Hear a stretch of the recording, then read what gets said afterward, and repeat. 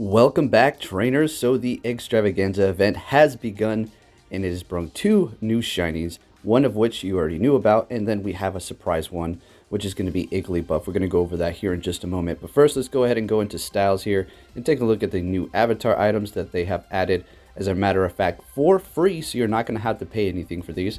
So you have the pink shirt. This is going to be for the males, of course, and the females will have their own attires. And then we have this one. This is the current one I'm rocking. Then we have this turquoise one, which is going to look nice with that shiny Latios if you do find yourself one of those, as well as this shirt here, blue and yellow. Not bad. So I like them all personally, but I'm going to rock this one right here. And then if we go to the pants, you have some shorts here. So this is short 1 and then short 2. All right. So very nice. Now, let's go ahead and take a look at those shinies, but we also, one more thing really quick here. Let's go to the shop. For the new Ultra Box, we have 15 raid passes, 7 incubators, 4 star pieces. Why? Come on, give us a little bit more of those, just come on. And then 4 lucky eggs. So this is pretty nice. Personally, I'm going to go ahead and purchase that for the raid passes, as well as the star pieces and incubators, basically everything. The lucky eggs I do not personally need it. If we go over here to the great box, we have 2 premium passes, 4 super incubators, and 5 lucky eggs, which is still a pretty good deal, I suppose, considering how much the regular incubators do cost in the shop, 200 a piece, and you're getting 4 in there. So yeah, it's pretty good, plus 2 raid passes. And then if we took a look at the special box, you're better off just saving your Poké Coins to get the great box. And then we have an adventure box, which is going to be 14 super incubators, 4 star pieces, 4 regular incubators, and then 4 lucky eggs. So not too bad, except for the fact that you know how I feel about those star pieces. There needs to be a little bit more in there, but otherwise it is a pretty good deal with 15 raid passes as well as 7 super incubators. Yeah, you really can't go wrong with that. Now let's go ahead and take a look at these new shiny Pokemon in Pokemon Go, because it's quite exciting, except for the shiny Igglybuff doesn't look too different. Alright, so here we have Buneary and its pink shiny form, and then its evolution is basically going to stay the same. Now, yes, it may not be too useful at the moment, right? But when we do get Mega Evolutions, this will be there. I'm pretty sure they're not going to roll out all the Mega Evolutions at once whenever this does happen. Let's not get too ahead of ourselves, but when it does come out, it will have one. So something to take note of. And yes, you want a good one if you can possibly get your hands on one, especially if it's a shiny too. So just remember that for the future. Now moving on to the next one here, we have Igglybuff, which doesn't really look too different. But if we take a look at its evolutions here, Jigglypuff's eyes are going to be green, so that's pretty cool. And a comparison to Wigglytuff and its shiny here, its eyes are also going to be green. So the Igglybuff will be hatching out of the 2-kilometer eggs with the chance of it being shiny, alongside other baby Pokemon that also have shiny variances. So good luck out there trying to hatch those. The kilometers are going to be cut down quite significantly. We're going to go ahead and go over to my eggs to take a look and see what they're looking like right now. Alright, so looking at my eggs here, if you did have them incubated before the event did start, the kilometers are not going to be cut down. As you can see, my 10 kilometers are still at 6.7, and I also have a 7 kilometer sitting at 4.7, while the other one is at 2.3, which was incubated after the event did start. And then for my 2-kilometer egg, it's sitting at 0.7 kilometers, so those are going to be hatching at a very significantly fast rate. So you may want to spin those Pokestops. You will be getting more of those frequently, as opposed to the 5 and 10 kilometer eggs, as well as, like we went over, the shiny chances to be coming out of those. So go ahead and start hatching eggs. You do have those boxes in the shop here, which will enable you to hatch eggs a little bit faster if you're able to purchase that. If not, then, well, your free incubator will still be able to hatch those 2-kilometer eggs at a very fast rate. So good luck out there hatching shiny Pokemon and possibly finding yourself a shiny Buneary in the wild, as well as even hatching them. Now, let's go ahead and go over the new tasks that we have for the Extravaganza event. Alright, before we go over those tasks, let's go over all of the perks that are going to be revolving around this. So you're going to have times to hatch candy, which is very nice. So good luck if you're trying to hatch a Riolu, and if you actually do, you're going to get quite a significant amount of candy for that.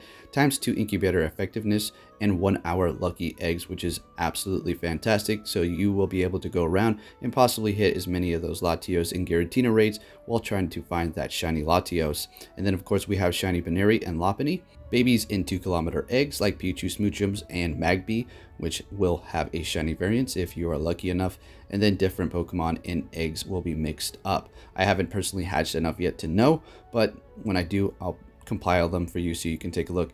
Now for the tasks we have, first one is hatch an egg for a Buneary, okay, and 100% IV is going to be 539 out of that research there. And then we have hatch 3 eggs, which is going to be Azumarill. 100% IV is going to be 680. And then for the final one, it's going to be hatch 5 eggs. That's going to be a Chansey 100% IV, 537, as well as all of these new avatar clothing items, which it's pretty cool that they made them for free and not, well, you need some sort of egg distance and then you need to purchase them, which is kind of silly. It makes it more valuable, I guess, to some degree, seeing that not everybody can get them. But since they're free, this is going to be very nice for the people who don't like to spend coins in the game. Now, the spawn rates for the Extravaganza event have changed quite significantly. You're going to see a whole lot of Mareeps, which you, as a matter of fact, can't find a shiny, and it's evolution, but the evolution will not be shiny in the wild. Execute and Bunearys do seem to be spawning at an increased rate. As far as the shinies being increased, probably not so much, but at least you're going to have a whole lot of them around to tap on to see if you can, well, get that shiny, as well as the Alolan Exeggutor as well, and Execute. So pretty much things that are revolving around being pink and eggs, all right? So pretty silly. So get out there, tap on as many Bunearys as you can, even catch those Exeggutors for an increased amount of Stardust when you do get those for the evolved Pokemon. All right, now for a quick analysis of the Ultra Box here and how good it's actually going to be. So it's going to cost you 1,480 Pokecoins, so that's basically $15 because we know every 100 Pokecoins equals $1 in the game. So 15 raid passes, that is going to be $15, right? For the Super Incubator, that's going to be $14. So right there, you're looking at $29. So that's pretty good, all right? It's a pretty good deal if you're trying to raid as well as hatch those eggs for this event, which I encourage you to do so you can get as much Stardust as you possibly can. Turn on a star piece while you're at it if you do purchase one of these boxes, as well as possibly popping on a lucky egg that will last you an hour long. So you'll be able to get quite a bit of XP while you're catching, more Stardust while you're hatching, and then a bunch of Super Incubators for a discounted rate. And then on the side, you'll be able to hit those raids as well and get an increased amount of XP, especially if you're going for those legendary raids. Now, it's not going to be double XP, but since your egg is lasting an hour long, it's going to be benefiting you to do so. So not a very in-depth breakdown of the price of these boxes or anything like that, but it's just to give you an idea. Yes, I was kind of ragging on them a while back, not these boxes specifically. It's just because I think they should always include more star pieces and not just 4 like this. This is a great deal, but if we were to see, say, 6 star pieces, I know that's just 2 more, 7 star pieces, that would be just fantastic. Or at least just allow us to please purchase them in the shop. That'd be hilarious if I scroll down and they're in the shop and I'm doing all this complaining. So yeah, you can take a look for yourself. You have the raid passes for $1 each, Super Incubators for $200, and then the lucky eggs are at $80 a piece. So absolutely, this box is a deal if you're thinking about going for it. It's not going to be a bad option whatsoever. All right, over here on the Go Hub, let's go ahead and take a look at Wigglytuff, seeing that it did get itself a new shiny variant in Pokemon Go, and possibly consider, doing something with it when you do get a shiny. So it is going to be a normal and fairy type Pokemon. Max CP at 100% IV, 1926 attack, 156, defense 190, and stamina at a whopping 295. So, I don't know. So let's see. It might be pretty good. So we have week 2, Poison and Steel, Resisting Dragon, Ghost, Bug, and Dark types. So let's go ahead and look at the moves, see what we have going on here. We have no legacies, okay? So quick moves are going to be Pound and Feint Attack. Charge moves are going to be Hyper Beam, Play Rough, Dazzling Gleam, and Ice Beam. Okay, so Ice Beam, I do believe, was newly added a few months ago for the combat of the Dragon type, so we'll have a little bit better coverage. Although, I mean, fairy type moves are going to be super effective to dragons, but if it's going to be flying and dragon type, well, you're going to be doing massive damage there. Considering Ice Beam is going to be a 2-charge bar move, it's not looking so bad for PvP. And then we have Dazzling Gleam as well, and then Play Rough. All right, so if you do want to consider buying a secondary move, you have Ice Beam, right? And you want a Fairy type move. Which one do you want to go with? Well, you're probably going to want to go with Dazzling Gleam, okay? That's just my opinion here. You do have Hyper Beam, I suppose, if you wanted to use that. It'll take quite a significant amount of energy to finally get it off in PvP, because this is not something necessarily you're going to be using to go up against raids, right? So just a little food for thought.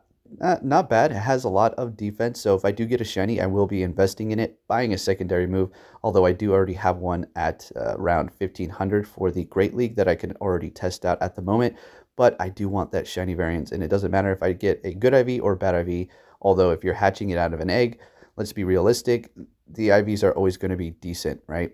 And with that said, trainers, good luck out there trying to hatch that shiny Igglybuff, as well as the other shiny babies that are going to be in the 2-kilometer eggs, and or trying to find that shiny Buneary in the wild, as well as do the tasks. And if you're lucky, you just might get a shiny Latios if you're doing those raids as well. So with that said, trainers, if you enjoyed this video, please give it a big thumbs up, and I'll be catching you all next time. Take care.